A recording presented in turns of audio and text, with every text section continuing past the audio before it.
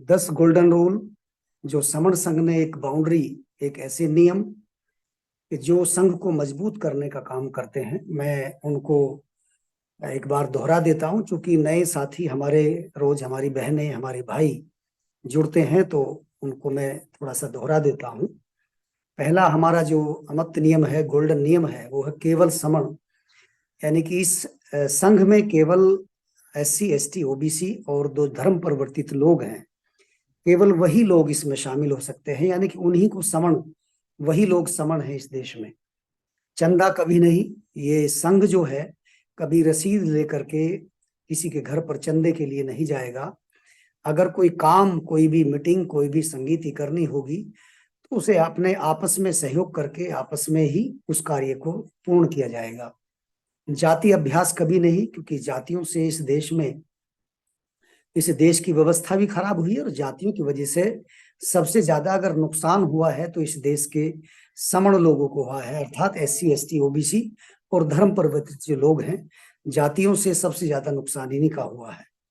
केवल संघवाद, इसमें कोई व्यक्तिवाद, किसी व्यक्ति को बढ़ाने का कोई काम नहीं होता, कोई इसका अध्यक्ष, कोई मंत्री नहीं होता। इसलिए केवल संघवाद, केवल संघ की जो बातें हैं, जो संघ के आदेश हैं, उन बातों का ही, उन्हीं आदेशों का पालन किया जाएगा। नंबर 5 है कि पद प्रतिष्ठा मंचमाला कभी नहीं। यानी कि पद, इसमें कोई अध्यक्ष मंत्री नहीं होता। किसी को कोई प्रतिष्ठित व्यक्ति है तो उस आधार पर किसी का यहाँ गुणगान नहीं किया जाता है, ना उसके नाम की कोई ज्यादा चर्चा की जाती है। मंच, इसमें हमें आवश्यकता नहीं होती, चूंकि हम लोग जहाँ बैठने की व्यवस्था होती है, अगर नीचे है तो हम लोग नीचे बैठते हैं, और अगर सब लोग कुर्सी पर बैठते हैं तो कुर्सी पर बैठते हैं। इसमें कोई, हम मंच बनाने पे कोई पैसा खर्च बिल्कुल नहीं करते। मालाओं की हमें आवश्यकता नहीं होती। कोई महापुरुष हैं हमारे, अगर बाबा साहब अम्बेडकर हैं, उनको अगर कोई माला डालना चाहता है या कोई फूल पुष्प चढ़ाना चाहता है तो वो मर्जी है, किसी पर कोई बाउंड नहीं है। तो ये सब चीजें, पद प्रतिष्ठा मंचमाला संघ में कभी नहीं। पंजीकरण कभी नहीं, क्योंकि अगर किसी संघ का पंजीकरण होता, पहली बात तो संघों का कभी पंजीकरण होता नहीं है, फिर भी अगर इसका पंजीकरण किया जाता है तो बहुत सारे जो हमारे गोल्डन रूल हैं उनका विरोध होगा, उनका वायलेंस हो जाता है। इसलिए संघ का कभी पंजीकरण नहीं होगा, क्योंकि पंजीकरण जो किसी संपत्ति का होता है, या कुछ लोग संगठनों का करा लेते हैं, या कुछ छोटी छोटी जो संघ बना लेते हैं उनका करा लेते हैं। संघादि से सबसे ऊपर, यानी संघ का जो आदेश है, संघ जो बैठ करके जो अपने नियम बनाता है, वो नियम सबसे ऊपर है। यानी कि संघ जब भी इकट्ठा होता है, जिसमें महीने की पहली तारीख को इस हाउस लगता है, और हाउस के साथ साथ राष्ट्रीय स्तर की और अंतर्राष्ट्रीय स्तर की जो हाउस है, फिजिकल भी लगते हैं, उनमें जो आदेश पारित होते हैं, उनमें जो प्रस्ताव पास होते हैं, वो संघ का आदेश बन जाता है। संघ राजनीति में कभी नहीं जाएगा। संघ को राजनीति में जाने की आवश्यकता नहीं होती। वर्तमान में अगर हम देखें तो जो संघ है वो राजनीति में नहीं है, लेकिन हाँ, संघ पूरी तरह से राजनीति को कंट्रोल करता है। चूंकि संघ जब मजबूत होता है तो वो देश की प्रत्येक व्यवस्था को कंट्रोल कर सकता है। इसलिए संघ को राजनीति में जाने की आवश्यकता होती नहीं है। नंबर 9 है कि संघ घातक की वापसी संघ में कभी नहीं, जिस पर मैं अपने विस्तार से विचार रखूंगा। नंबर 10 है कि उपरोक्त 9 विनय संघ का आधार है, ये ना कभी बदले जाएंगे, ना खत्म किए जाएंगे और ना कभी अमान्य किए जाएंगे। एक प्रकार से ये संघ के ऐसे नियम है कि जो, जिन पर चल करके संघ को मजबूत बनाया जा सकता है, और संघ को आगे तक, बहुत लंबे समय तक इसको मजबूत बना करके इस देश में जो हमारे अधिकार हैं, उन अधिकारों को संरक्षित किया जा सकता है, उनको सुरक्षित किया जा सकता है, और जो अधिकार जा भी चुके हैं उन अधिकारों को वापस भी लिया जा सकता है। संघ घातक की वापसी संघ में कभी नहीं। ये एक नेचुरल बात है कि जो चीज कोई अच्छे काम के लिए बनती है, खासकर जो लोगों का एक समूह जब किसी अच्छे काम के लिए बनता है, तो उसको तोड़ने का प्रयास किया जाता है। पहले तो ये प्रयास इसे बाहरी लोग करने का प्रयास करते हैं, कि जो बाहर के लोग होते हैं वो किसी तरह से इसमें प्रवेश करने की बात करते हैं, प्रवेश कर करके और इसको तोड़ने का प्रयास करते हैं। दूसरा ये भी होता है कि जो संघ में लोग आते हैं वो भी किसी लालच या किसी पद प्रतिष्ठा के लिए अगर संघ में आते हैं तो वो भी संघ को तोड़ने का प्रयास करते हैं। तो ये एक नेचुरल सा वे है कि जो लोग संघ में संघों को तोड़ने का प्रयास करते हैं। लेकिन संघ के लोग अगर मजबूत हैं, संघ के लोग अगर, उसके पहरेदार अगर मजबूत हैं, तो संघ को संघ में जो अंदर लोग हैं या बाहरी लोग भी है, उससे सावधान रहने की हमें आवश्यकता पड़ती है। संघों में हमेशा से घात होता रहा है, आक्रमण होता रहा है।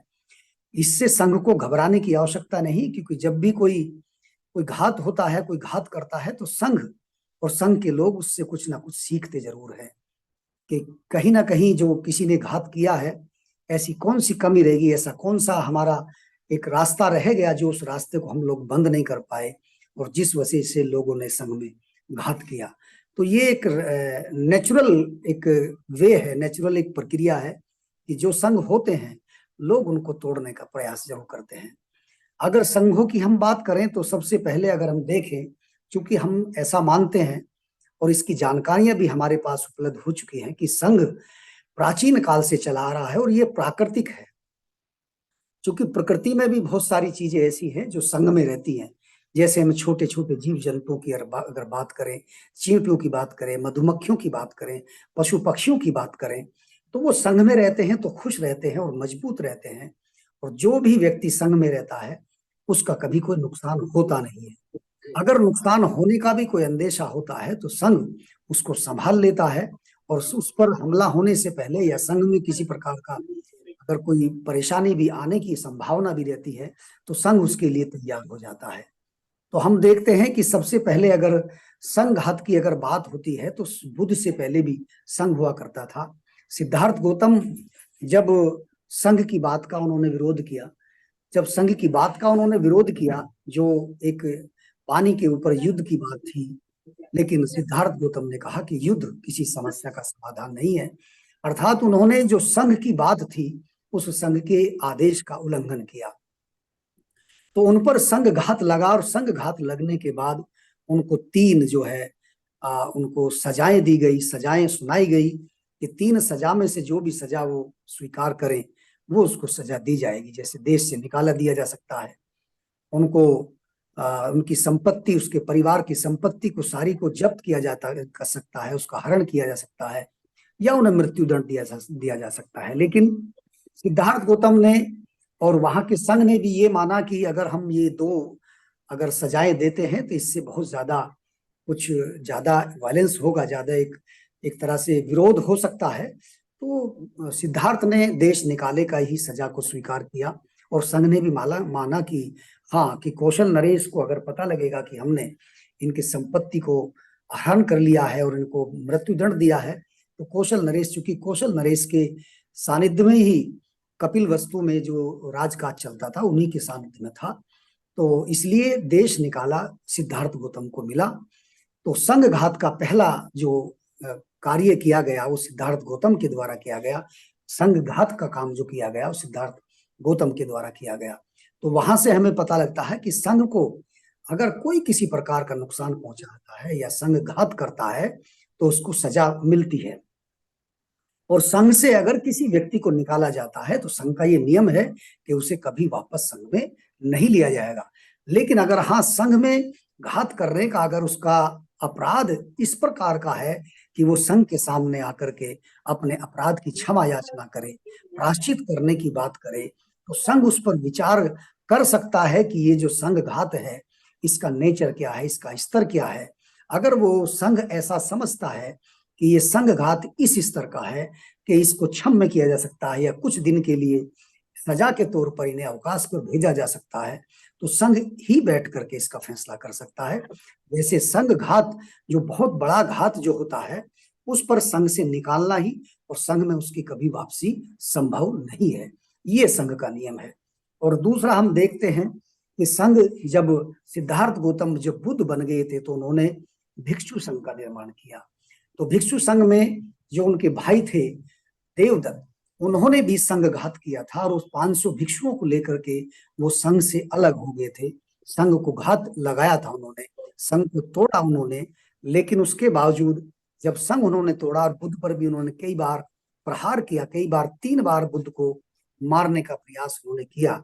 संघ घात के साथ साथ उन्होंने बुद्ध पर भी प्रहार करने का काम किया, लेकिन अंतिम समय तक संघ में सिद्धार्थ गौतम तो उनको जो है जब सजा हुई थी, लेकिन बाद में पता लगा कि भाई वो संघ ने अपना जो वो सजा थी वो वापसी ले ली थी, और वहां पर आपस में समझौता हो गया था। जो सिद्धार्थ गौतम ने बात बताई थी कि भाई आप 5 आदमी उधर से 5 आदमी उधर से इस बैठ करके पानी का समझौता कर ले। लेकिन देवदत्त जब संघ से उसने 500 भिक्षुओं को लेकर के गया था, लेकिन देवदत्त को बुद्ध के संघ ने कभी उसे क्षमा नहीं किया, कभी माफ नहीं किया, और देवदत्त संघ से बाहर ही रहे। लेकिन उन 500 जो भिक्षु थे, उन भिक्षुओं को समझा करके उनको वापस लाया गया। चूंकि भिक्षुओं ने संघ नहीं तोड़ा था, भिक्षुओं को बहला करके फुसला करके देवदत्त ले गया था। इसलिए दूसरा जो संघ घात का जो एक घात है, वो हमें देवदत्त के माध्यम से पता लगता है। और कुछ लोग जो संघ में होते हैं, वो उसको तोड़ने का अपने तरीके से प्रयास करते हैं। वो लोग जिनको ऐसा होता है कि मैं संघ में कुछ पद या प्रतिष्ठा या अपने नाम के लिए या अपनी राजनीति चमकाने के लिए भी कुछ लोग आते हैं। जब उनके कोई इस तरह के स्वार्थ पूर्ति नहीं होती है, तो वो लोग भी संघ में किसी प्रकार से घात करने का काम करते हैं, संघ में लोगों को बरगलाने का काम करते हैं और संघ को तोड़ने का प्रयास करते हैं। तो ऐसे लोगों से हमको सावधान रहना है। संघ के अंदर भी, संघ में जितने भी लोग हैं जो काम करने वाले लोग हैं, उनकी भी ये ड्यूटी बनती है कि समय समय पर संघ के लोगों का मूल्यांकन, संघ के लोगों का जांच करते रहना चाहिए, ताकि उससे ये पता हमको लगता रहे कि संघ में कोई व्यक्ति इस प्रकार का तो नहीं है जो संघ की जो एक गोपनीयता है या संघ का जो नेचर है, संघ की जो प्रकृति है, उसको भंग करने का काम कर रहे हैं या किसी प्रकार का घात करने का काम कर रहे हैं। इसलिए जो भी व्यक्ति संघ में घात करता है, उसकी संघ में कभी वापसी नहीं होती है, क्योंकि संघ को तोड़ना बहुत बड़ा एक पाप माना जाता है। क्योंकि संघ अगर कोई व्यक्ति तोड़ेगा तो वो एक प्रकार से एक समुदाय के साथ में बहुत बड़ी गद्दारी करता है। तो ऐसे लोगों को कभी संघ में वापस नहीं लिया जाता है। तो संघ घातक की वापसी संघ में कभी होती नहीं है। संख्या के बल पर हम लोग इस देश में अगर हम देखें तो इस देश में हम 85% लोग हैं। लेकिन अगर 85% लोग एक संघ में अगर हम जुड़ जाते हैं, तो इस देश में जितने भी हमारे अधिकार हैं, वो अधिकार हमारे सारे वापस आ सकते हैं। आज इस देश में जो संघ अपने राजनीति को लेकर के या संघ अपने तरीके से इस देश में जो सत्ता पर काबिज होकर के और सत्ता को चला रहा है, वो एक संघ की ताकत है। लेकिन वो अगर देखें तो वो राजनीति में नहीं है, लेकिन इनडायरेक्ट वे में देखें तो राजनीति को सारी को कंट्रोल करने का काम संघ ही कर रहा है। उसी प्रकार से अगर ये समण संघ भी हमारा मजबूत होगा, अगर ये समण संघ के प्रत्येक व्यक्ति मजबूत होगा और पूरे देश में, पूरी दुनिया में अगर हमारा समण संघ मजबूत होगा, तो इस देश में जो हमारे अधिकार हैं, जो भी संवैधानिक अधिकार है, वो अधिकार हमें स्वतः ही मिलने शुरू हो जाएंगे। और हमारे लोगों पर जिस तरह से भी कोई अत्याचार या किसी तरह का भी एट्रोसिटी अगर होती है, अगर हम संघ में रहेंगे, क्योंकि जो समाज संघ में नहीं होता है उस पर सब अत्याचार करने का काम करते हैं। आपको मालूम होगा कि 2 अप्रैल 2018 को जब एक अधिकार हमारा संविधान के द्वारा, संविधान में जो अधिकार था, उस अधिकार को खत्म कर दिया गया था। वो अधिकार था अनुसूचित जाति जो एक्ट था, उसको खत्म कर दिया गया था। लेकिन 2 अप्रैल 2018 को हम लोग, सभी लोग, जितने भी समण लोग थे, वो शांतिपूर्वक वो सड़कों पर उतरे और उतरने के बाद 24 घंटे के अंदर वो जो हमारा एक अधिकार जा चुका था, वो पुनः हमारा वापस हो गया।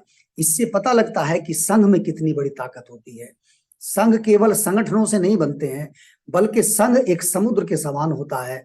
संगठन इस देश में अगर देखें तो 29 लाख संगठन काम कर रहे हैं, लेकिन हमारे इस देश में जितने भी अधिकार हैं, वो अधिकार नहीं बच पा रहे हैं।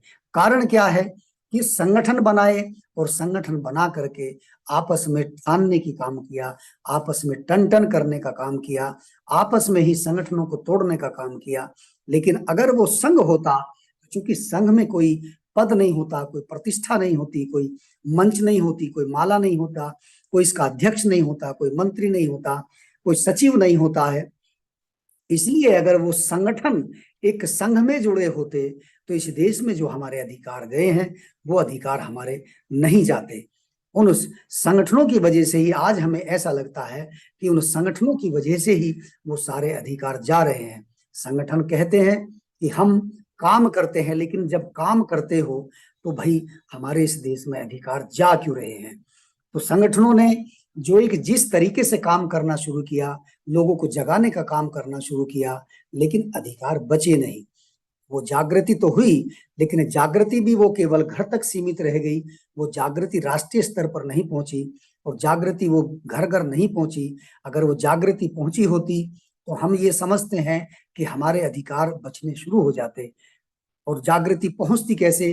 क्योंकि संगठनों में से संगठन बनते गए और उन्होंने ही अपने आप को तोड़ने का काम कर लिया।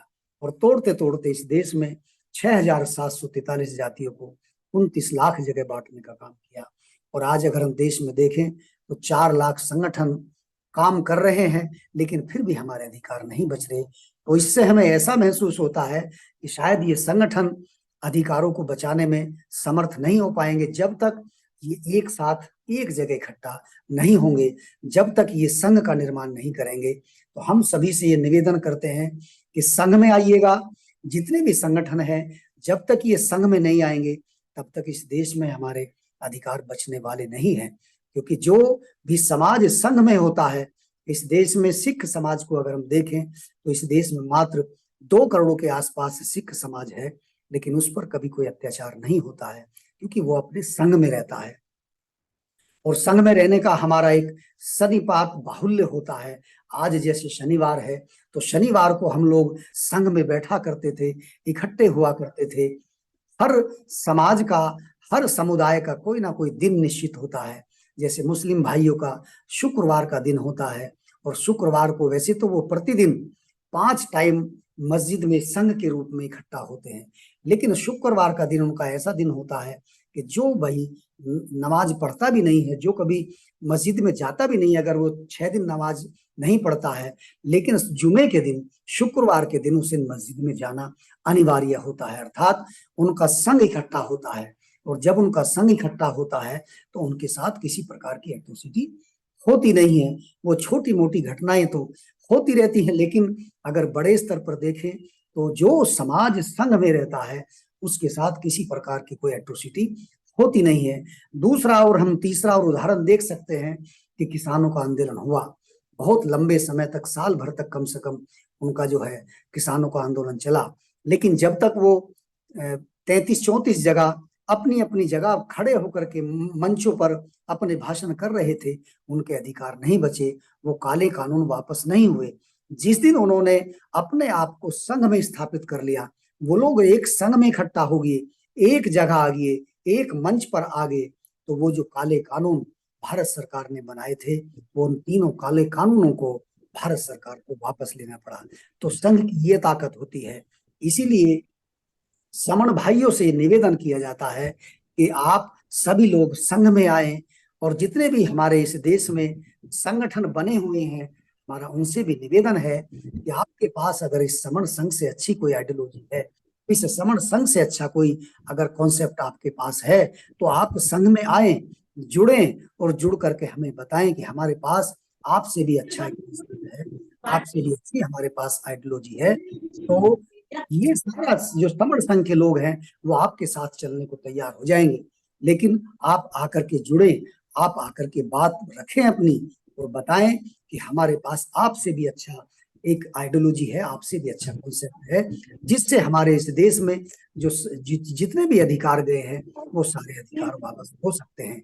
इसलिए समण संघ के जितने भी साथी हैं, सभी को एक जगह इकट्ठा होना पड़ेगा, और ये हमें सावधान रहना पड़ेगा कि जो संघ घात करने वाले लोग हैं, उन संघ घात करने वालों से संघ को और संघ के जितने भी लोग हैं उनको सबको सावधान रहना पड़ेगा, क्योंकि संघ घात होते रहे हैं, होते रहेंगे, आगे भी होते रहेंगे, और आज भी होते हैं।